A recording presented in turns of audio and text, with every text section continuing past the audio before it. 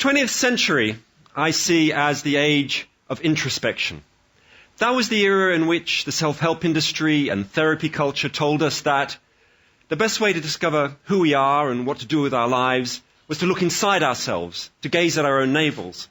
And what we've discovered, of course, is that that has not delivered the good life. So the 21st century needs to be different.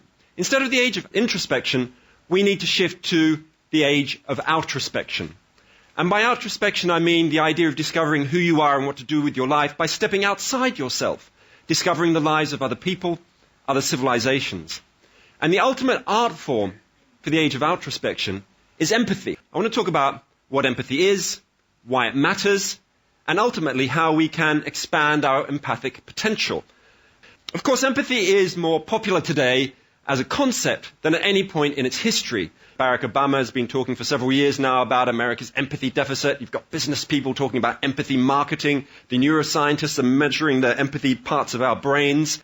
But I think what we need to do is focus more on two things. First, the way that empathy can be part of the art of living, a philosophy of life. Empathy isn't just something that expands your moral universe. Empathy is something that can make you a more creative thinker, improve your relationships, can create the human bonds that make life worth living.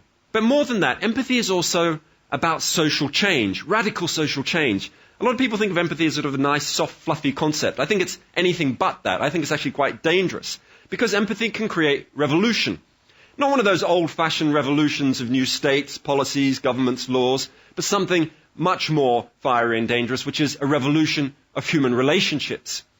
Now, if you open a standard psychology textbook, you'll see two definitions of empathy. One of them is this: affective empathy. Empathy as a shared emotional response, a sort of mirrored response. So if you look at the face of this child in anguish and you too feel anguish, that's affective empathy. You're mirroring their emotions.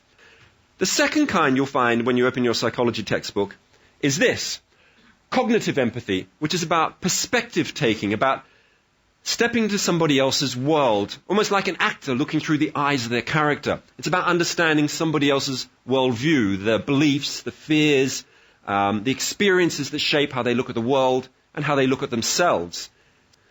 We make assumptions about people. We have prejudices about people which block us from seeing their uniqueness, their individuality. We use labels.